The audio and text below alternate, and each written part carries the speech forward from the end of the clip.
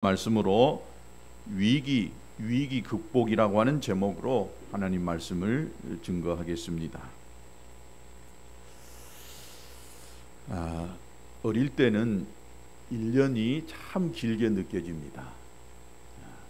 또 젊어서도 이 젊은 청년들이 군대 가게 되어지면은, 저는 2년 반을 군대 생활했는데 2년 반, 2년 그 세월이 참 길게 느껴집니다.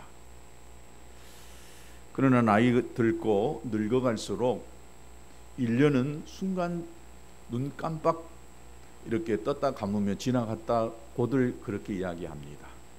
10년도 금방 가버리고 지나온 70, 60, 또 80 돌아보면 한순간이었다고들 이야기들을 하는 것을 볼 수가 있습니다. 그래서 사람들이 이구동성으로 늙게 되면, 죽음이 오게 되면 아무리 열심히 일하고 싶어도 일할 수 없기 때문에 젊어서 또 건강할 때, 기회가 주어졌을 때에 열심히 일하고 또 보람된 일을 하면서 즐겁게 살아야 된다라고 그렇게들 이야기합니다. 여러분의 인생 얼마일지는 모르겠지만은 앞으로 남은 생애가 여러분에게 참 보람된 인생이 될 수 있게 되기를 축복합니다. 또 즐겁고 행복한 그런 삶들이 되기를 주님의 이름으로 축복합니다.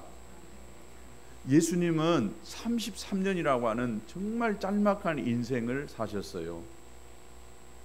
그 짤막한 이 33년의 그 인생을 통해서 우리 그리스도인들이 어떻게 삶을 살아야 하는가를 이 샘플로 보여주셨던 것을 압니다.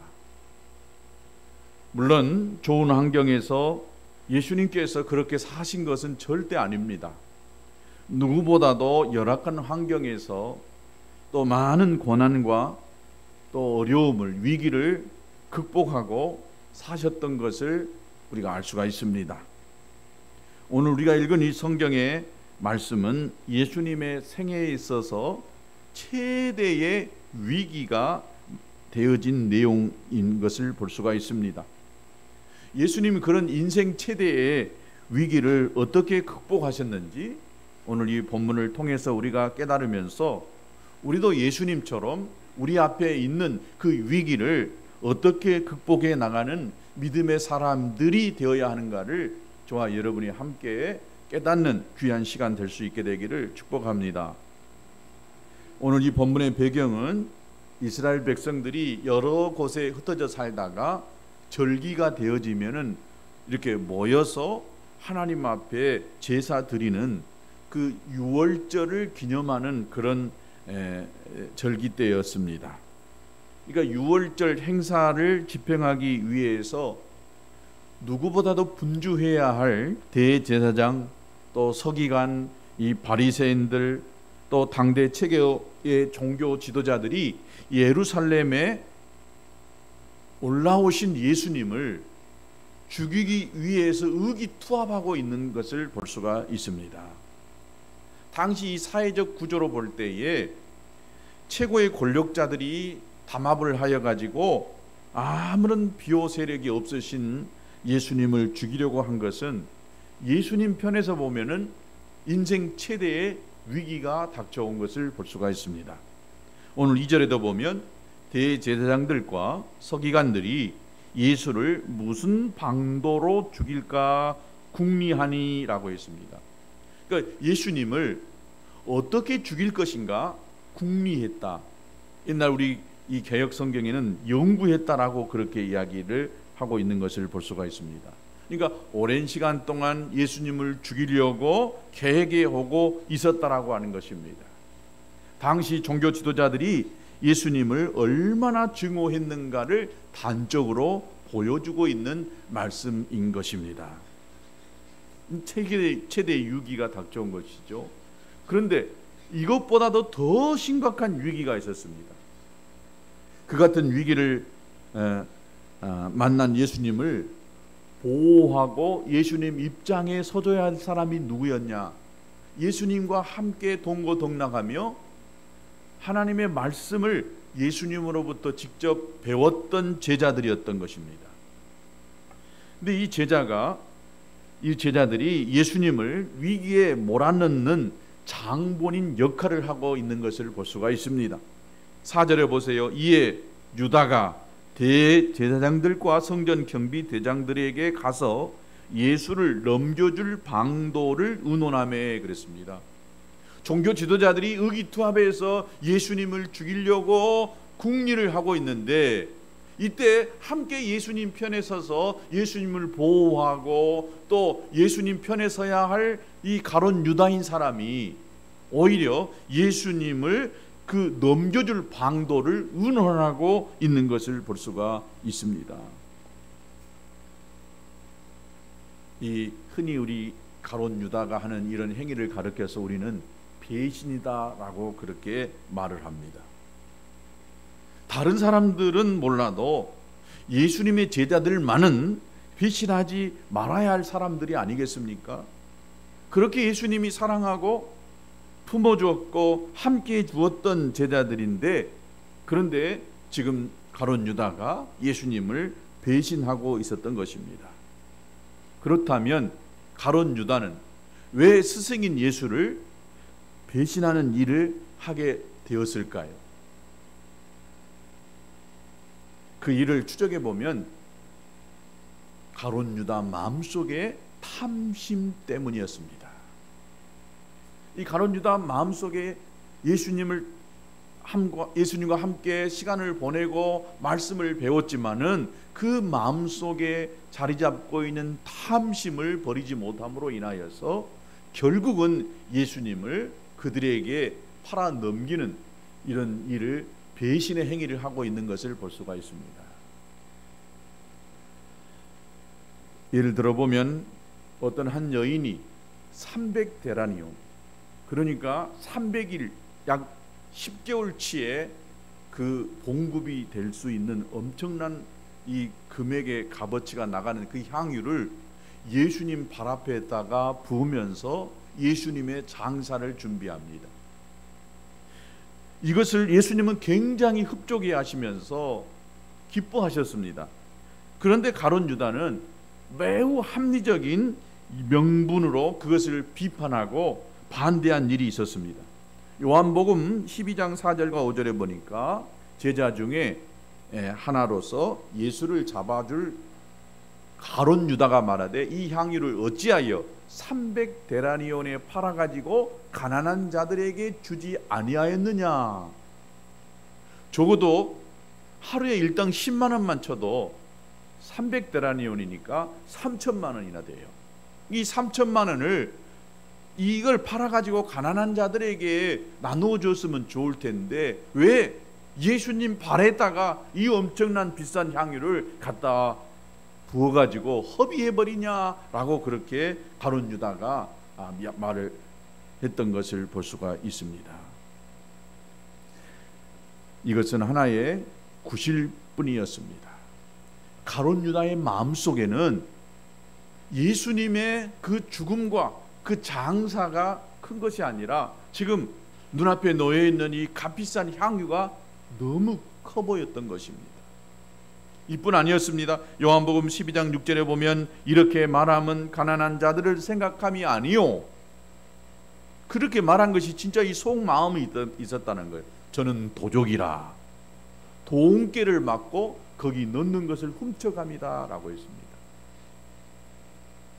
교회의 재정을 맡고 있었는데 이 가룟 유다가 교회의 재정을 훔쳐가는 도둑질을 하고 있었던 것을 볼 수가 있습니다. 평소에 상습적으로 헌금을 도둑질하고 있었던 가룟 유다였던 것을 볼 수가 있습니다. 그 마음속에 이 물질에 대한 탐심이 가득했다는 것을 알 수가 있습니다.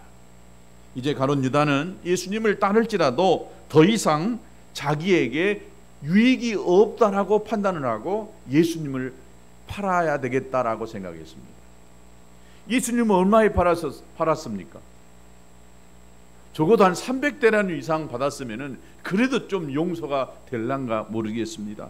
그러나 마태복음 26장 15절에 보니까 내가 예수를 너희에게 넘겨주리니 얼마나 주려느냐 하니 그들이 은 30을 달아주거늘 그랬습니다.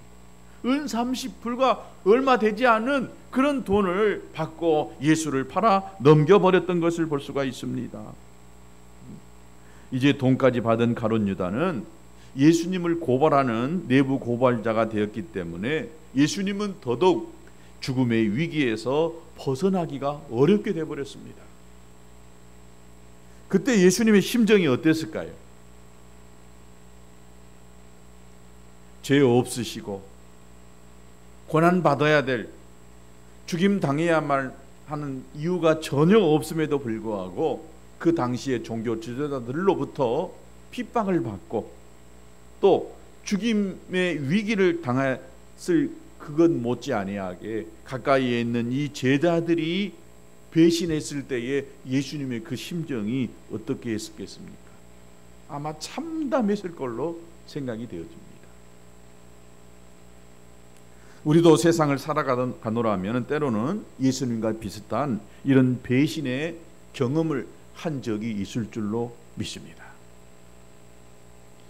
그럴 때는 모든 수고가 다 끝인 것이 느껴지고 마음에 허망한 생각이 드는 때가 아마 예수님처럼 이렇게 사람들로부터 배신당한 그때였다라고 생각합니다.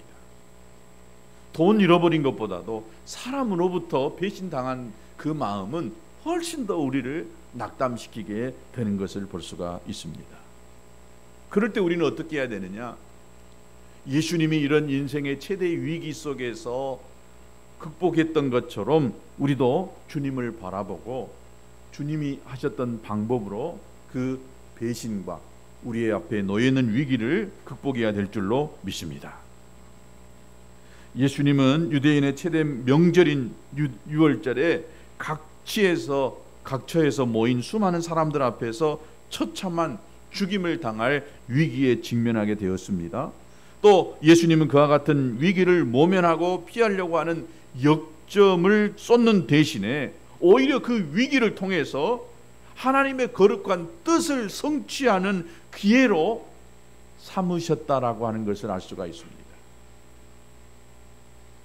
그것이 바로 마지막 유월절이었습니다. 또 최초의 성만찬식을 거행했던 것을 볼 수가 있습니다.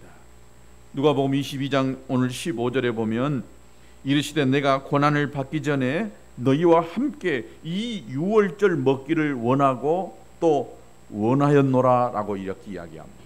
예수님께서 이 죽음을 당하기 전에 마지막 유월절 만찬을 하는데 이 유월절의 진정한 의미가 무엇인가를 그들에게 가르쳐주고 싶었던 거예요. 유월절이 어떤 절기였습니까? 이스라엘 백성들이 애굽에서 나오려고 하는데 애굽의 바로 왕이 이스라엘 백성들을 내보내주지를 않는 거예요. 그래서 하나님이 애굽 땅에다가 재앙을 내리기 시작했습니다. 여러 재앙을 내렸음에도 불구하고 바로 애굽 왕은 이스라엘 백성들을 풀어놓지를 않은 거예요. 그래서 마지막에 하나님께서 그 애굽 땅에 있는 모든 첫 것들을 다 죽여버리는 이런 이 상황 속에서 하나님이 이스라엘 백성들을 살리시기 위한 방책을 내놓는데 어린 양을 잡아가지고 그 어린 양의 피를 좌우 문방 인설주에다가 발라놓는 그 집은 그 죽음의 위기가 장자의 죽음의 위기가 넘어간다는 것입니다. 이것이 유월절입니다. 넘어간다고 해서 유월절입니다. 죽음의 위기가 넘어간다는 거예요. 그러니까 어린 양이 피를 흘림으로 인하여서 그 사람을 살렸던 것처럼 예수님이 십자가에 못 박혀 죽으심으로 오늘 우리들의 그 죄를 사해놓고 우리를 살리신다라고 하는 이 놀라운 유월절의 진정한 의미를 예수님께서 가르치고 있는 것입니다. 굉장한 위기가 놓여 있음에도 지금 어떻게 하면 이 위기를 돌파하고 극복해야 할까? 이렇게 궁리해야 되는데 예수님은 그렇지 아니하시고 오히려 그 유월절을 통해서 그들에게 이 하나님의 뜻을 이루고 또 그 뜻을 성취해가는 일을 하고 계셨던 것을 볼 수가 있습니다. 세상에는 여전히 죄와 고통과 죽음이 꼬리를 물고 계속 이어져 가고 있는 것을 볼 수가 있습니다. 오늘 우리가 이 사는 세상 속에는 너무 많은 그런 위험이 도사리고 있습니다. 또 코로나가 끝난가 싶던 한데 또 재유행이 온다고 하고 원숭이 두창도 생긴다고 하고 앞으로 또 코로나 19, 20 그 또 다른 바이러스들이 계속해서 나올 수 있다라고 늘 이야기합니다. 2년이 넘는 세월 동안 우리는 코로나와 함께 싸우다 보니까 너무 지쳐버렸어요. 경제는 아주 지금 굉장히 힘들다라고 이야기합니다. 러시아와 우크라이나 전쟁을 통해서 세계 경제가 완전히 지금 아주 암흑한 그런 고통의 시간을 보낼 수, 지금보다도 훨씬 더 앞으로 더 힘들다라고 이야기합니다. 힘들면 우리들 서민들은요 더 큰 고통이 찾아와요. 방송에서 힘들다 그러면 우리에게는 더 힘든 이런 상황이 펼쳐질 수밖에 없습니다. 어쩌면 성경에서 이야기한 계시록의 마지막 때가 가까워지지 않을까. 쌀 한 대에 지금 얼마인지는 정확하게 모르겠지만은 이것이 쌀 한 대에 여러분 몇만 원, 20kg 쌀 하나에 뭐 4만 원이나 5만 원인데 쌀 한 대에 4만 원, 5만 원이 된다라고 하는 것이 계시록의 마지막 때에 일어날 일이라고 합니다. 주님이 예견하신 이 마지막 종말의 때가 점점 우리 앞에 가까이 놓여져 있습니다. 식량의 위기뿐만이 아닙니다. 수많은 사람들이 지금 기후의 환경의 또 위기들을 이야기하고 있지만 성경은 이 땅에 그 환경과 또 전쟁의 위기를 통해서 인구의 3분의 2가 죽어간다라고 이야기합니다. 무서운 이야기지만 오늘 저와 여러분이 감당하고 미리 준비해야 될 이 마지막 때가 심히 가까웠다라고 하는 것을 예견하고 있는 것입니다. 이런 영적인 감각을 이 상실한 시대에 사람들의 마음속에 오직 자기 사랑, 돈 사랑, 쾌락 사랑 이걸로 가득 차 있는 이 시대에 정말 예수는 저들에게 소망이 되지 않고 있습니다. 많은 사람들이 믿음을 가졌다가도 돈 사랑하고 세상 사랑해서 주님을 버리고 세상으로 물질 사랑하는 이 모습으로 살아가고 있는 것을 우리가 너무 많이 봅니다. 이것이 먼 나라 유럽에서만 일어날 수 있는 일이라고 생각했지만 한국교회 그 부흥이 꺾이고 이제는 믿었던 사람들도 다 믿음에서 떠나가는 이런 안타까운 현실 속에 저와 여러분은 지금 살고 있는 것을 볼 수가 있습니다. 예수님은 십자가의 죽음이라고 하는 최대의 위기를 맞이해서 유월절 양처럼 십자가에 달려 죽으심으로 이스라엘 백성만이 아니라 온 인류에게 영원한 자유와 해방을 얻는 구원의 역사를 완성하는 기회가 되게 하셨던 것을 볼 수가 있습니다. 우리는 이와 같은 예수님의 위기 극복을 통해서 선을 행하다가 그로 인해 위기를 만나게 되면 낙심하고 좌절하고 포기하지 말고 이제 우리도 예수님을 본받아 가지고 오히려 더욱 적극적으로 하나님의 뜻을 이루어가는 전진의 기회로 삼아야 될 줄로 믿습니다. 갈라디아서 6장 9절에 보니까 우리가 선을 행하되 낙심하지 말지니 피곤하지 아니하면 때가 이름에 거두리라 그랬습니다. 선을 행하고 낙심하지 말라는 것입니다. 내 원대로 내가 생각한 대로 다 이루어지지 아니하였다 할지라도 때가 되면 반드시 거둔다라고 말씀하셨으니까 낙심하지 말고 포기하지 말고 인내하면서 기다려보라는 것입니다. 다만 우리가 먼저 조건이 있어요. 선을 행해야 된다는 거예요. 선을 행할 수 있는 저와 여러분 되시기를 주님의 이름으로 축복합니다. 우리 영적인 감각을 상실한 인간들은 모든 이 사물의 이치를 유물론적으로 봅니다. 그리고 유물론적으로만 해결하려고 합니다. 그러니까 문제는 해결되지 않고 오히려 더 어렵게 꼬여가는 경우가 많이 있습니다. 그 대표적인 예가 베드로였습니다. 지금 상황이 급박하니까 베드로는요, 칼로 그 문제를 해결해 버리려고 했습니다. 오늘 성경에서도 예수님의 위기를 유물론적인 시각으로만 보게 되면은 그 원인은 예수님의 인기를 시기하는 종교 지도자들과 또 탐욕에 빠진 예수님의 제자 가룟 유다의 배신 때문이다라고 이렇게 생각할 수 있습니다.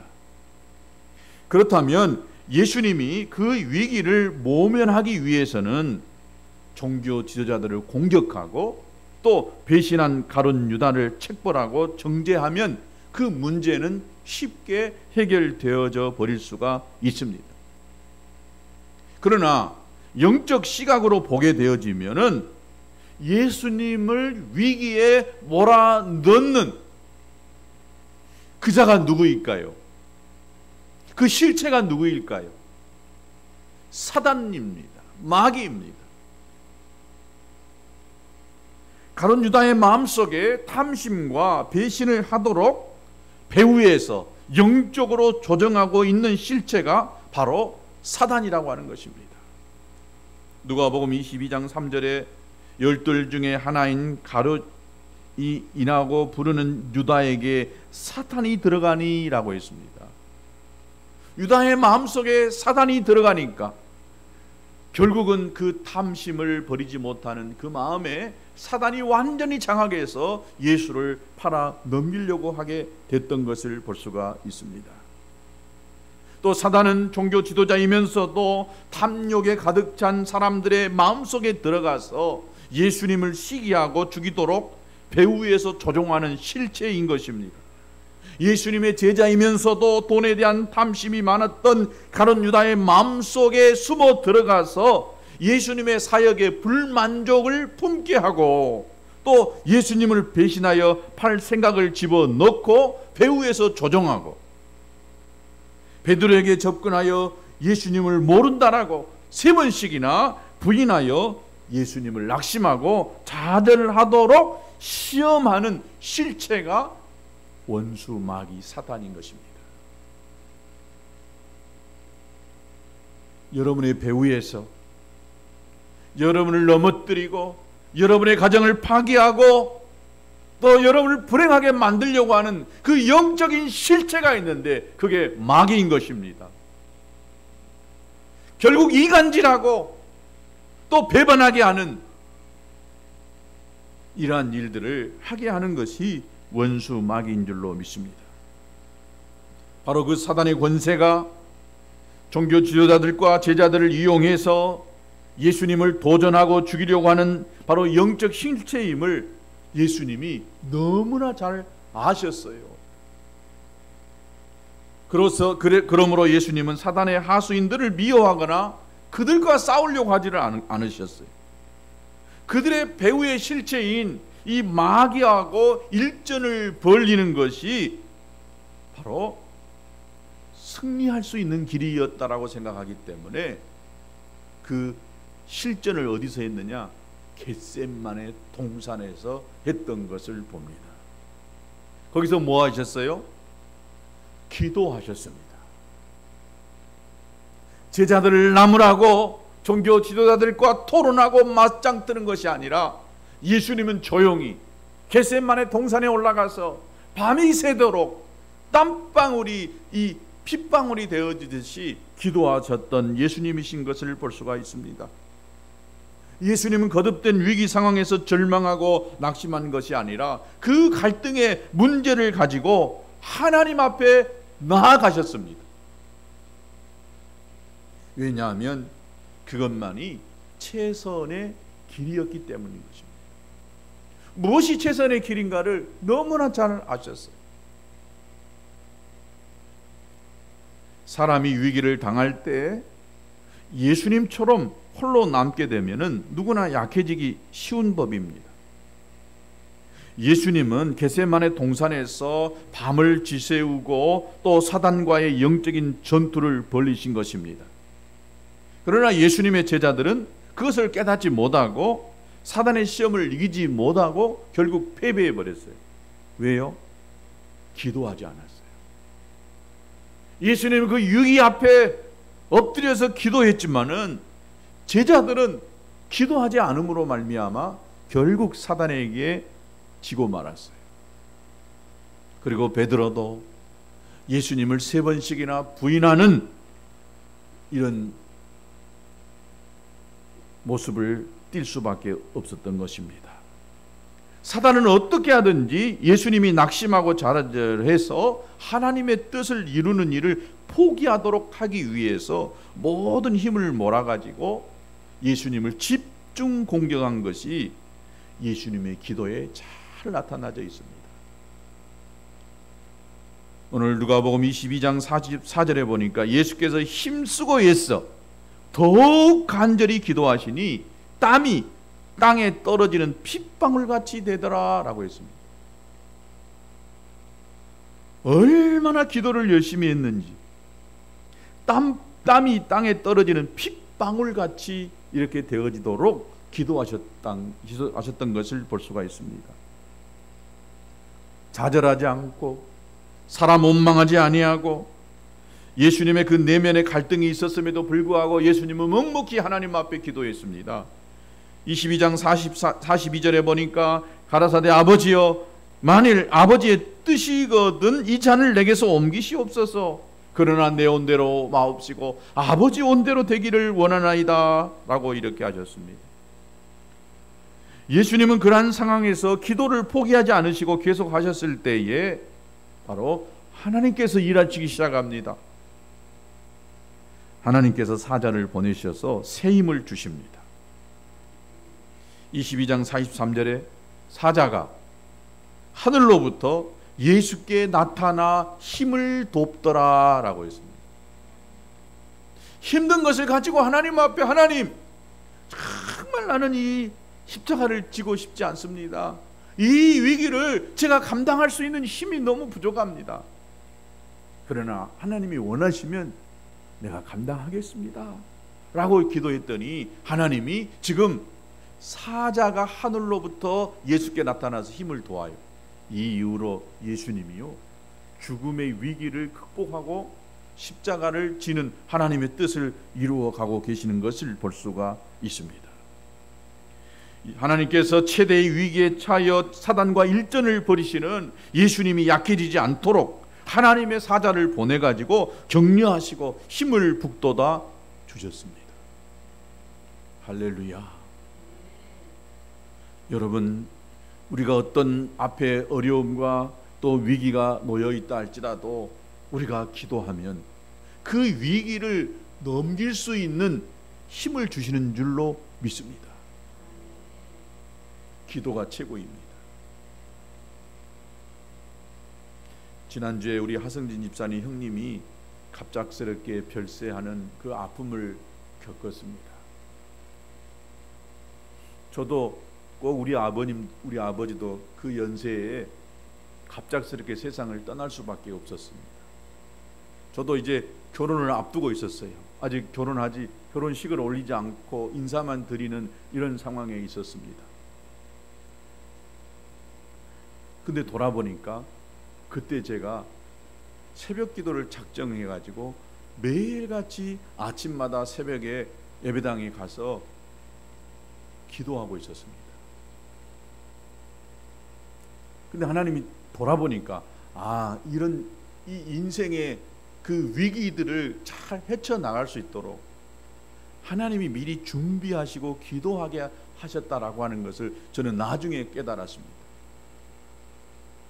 새벽기도 끝나고 나서 병원에서 호출 받아가지고 갔는데 그때 우리 아버지가 소천하셨어요. 너무 당황스럽고 며칠 어떻게 장례식을 치렀는지는 몰라요.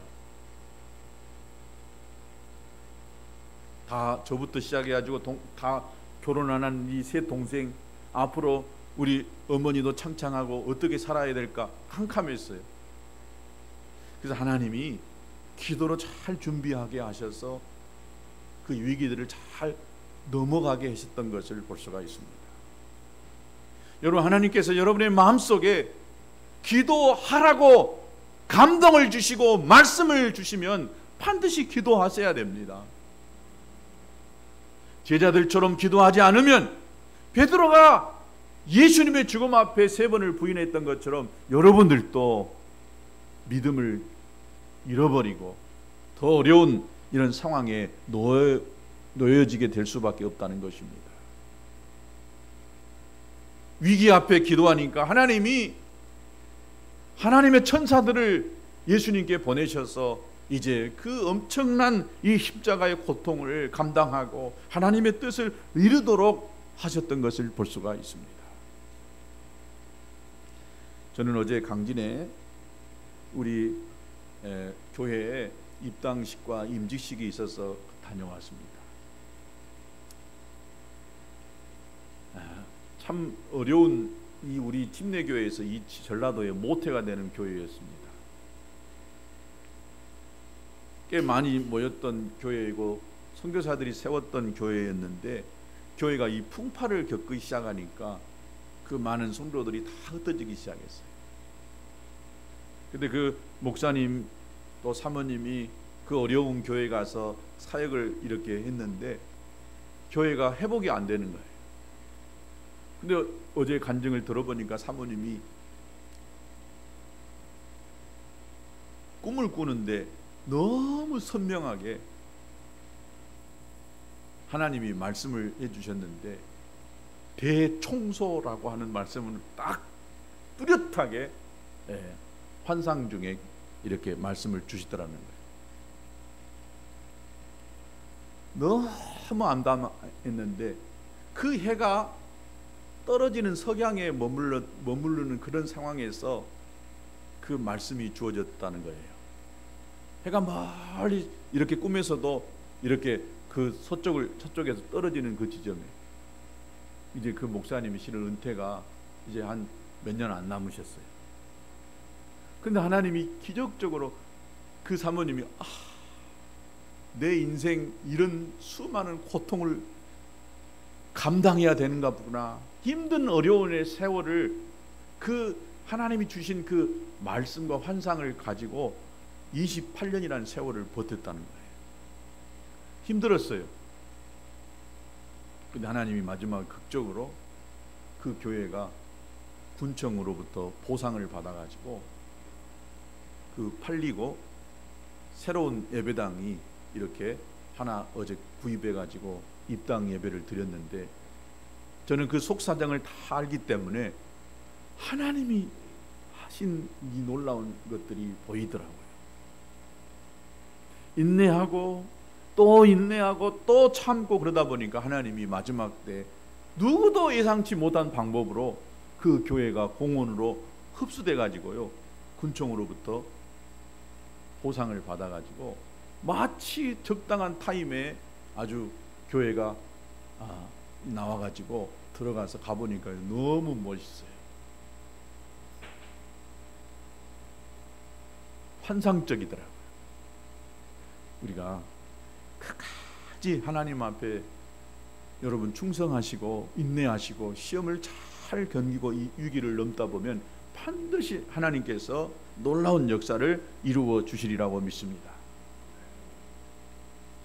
사랑하는 성도 여러분, 예수님에게만 위기가 있습니까?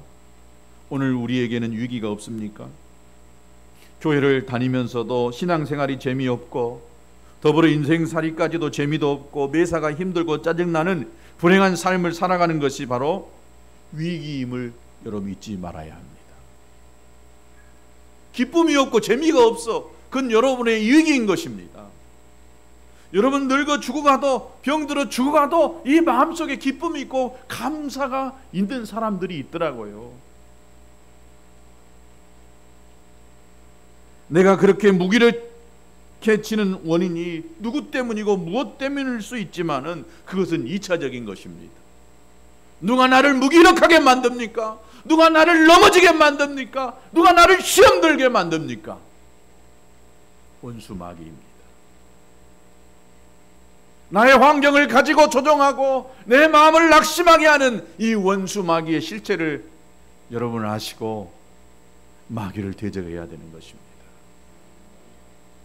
그 방법이 뭘까요? 기도밖에 없습니다.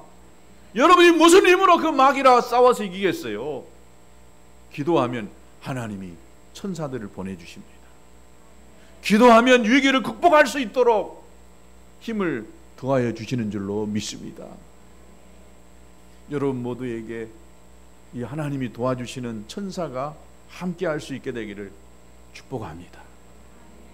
그래서 위기가 극복되어지고 여러분의 마음속에 감격이 있고 보람이 있는